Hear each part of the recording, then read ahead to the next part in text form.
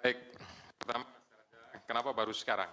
Ya, jadi kalau rekan-rekan melihat, gitu, kasus ini kan sejak 2019 sudah ditangani, gitu. Tapi kemudian baru sekarang.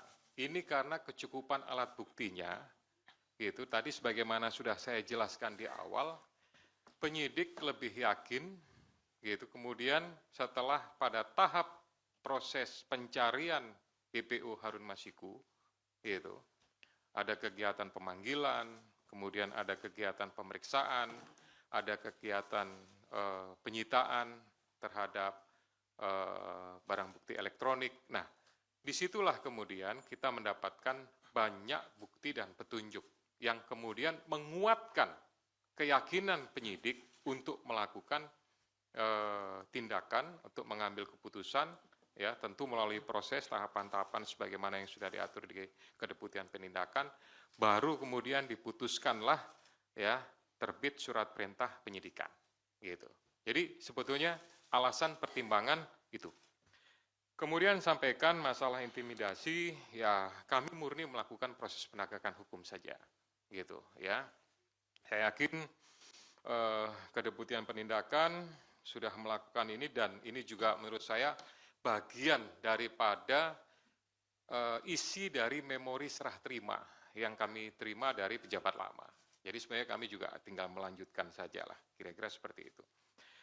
Terakhir tadi Mas Janet sampaikan penjelasan sudah sangat rinci, kemudian kapan ditahan, tentu itu nanti Pak Asep yang akan menentukan. Pimpinan juga tidak punya kewenangan untuk melakukan intervensi kepada penyidik, karena penyidik adalah independen, gitu.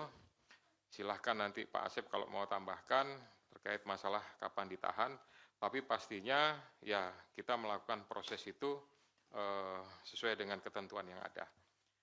Kemudian tadi Mbak En sampaikan apakah penetapan ini ada politisasi, ini sama jawabannya murni penegakan hukum, gitu. Kemudian di Kongres ada pihak-pihak yang akan mengganggu. Selama ini ya kami pimpinan sama sekali tidak ada informasi, masukan dan lain-lain terkait masalah Kongres apa segala macam. Kami hanya mendengarkan proses ekspos dan jalannya ekspos. Alhamdulillah, puji syukur kepada Tuhan, dihadiri oleh semua pimpinan lengkap, termasuk dari kedeputian yang lain. Ya, jadi posisinya artinya kedeputian di penindakan, tapi dari direktoratnya lengkap, gitu. Ya, sehingga menurut saya keputusannya diambil secara bulat dan itulah yang menjadi sprindik tersebut. Kemudian uang suap sebagian dari HK, ya itu dari hasil yang sudah kami dapatkan saat ini, tapi itu nanti akan menjadi bagian inti daripada materi pemeriksaan yang akan dilakukan oleh para penyidik. Kita akan lakukan, saya mengingatkan kepada para penyidik untuk melakukan proses penyidikan secara profesional. Kemudian Kan dijerat di kementerian ya, yang akan dijerat ya itu saya kira nanti Pak Asep lah akan secara teknis.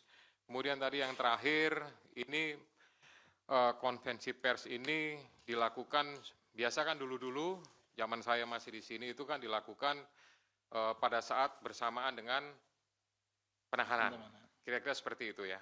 Nah, berdasarkan kebijakan pimpinan sekarang dalam rangka akuntabilitas dan mempertanggungjawabkan kepada seluruh masyarakat, gitu, ya segera sesaat setelah sprindik itu dibuat, gitu, kita tidak akan menunggu sampai dengan masa diumumkannya penahanan, itu nanti akan diumumkan, disampaikan, supaya juga para pihak yang terlibat sudah tahu statusnya seperti apa, karena ini sebagai bagian daripada pertanggungjawaban penyidik, pertanggungjawaban secara institusi kelembagaan KPK untuk bisa menyampaikan kepada masyarakat tentang kegiatan yang sudah dilakukan. Kami tidak ingin ini menjadi sesuatu yang ya istilahnya ada informasi yang, mohon maaf kalau saya menyampaikan istilahnya agak liar gitu ya, ini bertanya apa segala macam, lebih baik nanti sesaat setelah, nah sesaat setelah itu kan bisa 1 hari, 2 hari atau mungkin 1 minggu,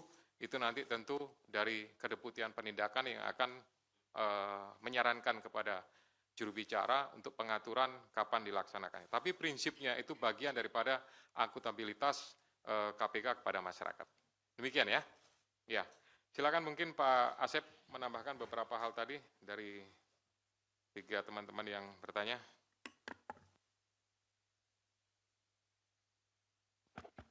Terima kasih Bapak Ketua. Yang saya hormati Pak Ketua, Pak Jubir dan rekan-rekan sekalian yang berbahagia, para jurnalis. Izin menambahkan apa yang telah disampaikan oleh Pak Ketua tadi, yang terkait dengan kapan Saudara HK akan ditahan.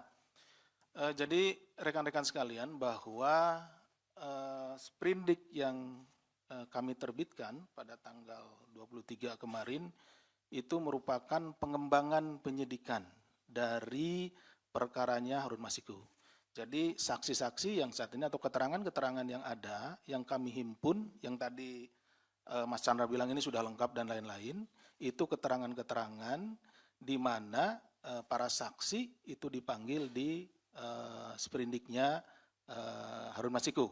Ya, sehingga nanti untuk sprindik yang baru ini kita tentunya akan memanggil kembali mereka dengan dasar sprindik yang baru ini, sehingga diperlukan waktu untuk melakukan pemanggilan dan meminta keterangan kepada para saksi, dan juga kami akan melakukan penyitaan di mana juga itu yang barang bukti itu juga terkait di perkaranya HM, sehingga diperlukan waktu.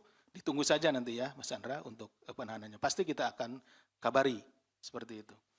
Kemudian terkait juga dengan masalah tadi, apakah dari kementerian dan lain-lain akan dilakukan. Pokoknya seperti yang biasa kita lakukan di dalam penyidikan, kalau ditemukan tindak pidana baru yang dilakukan oleh siapapun itu, ya, maka orang itu harus mempertanggungjawabkannya. Tentunya kita akan melalui proses yang ada di sini, mulai dari jenjang direktorat dilakukan ekspos, kemudian ke kedeputian dan juga ke pimpinan, seperti halnya untuk penetapan tersangka Saudara HK pada hari ini. Jadi melalui jenjang yang ada.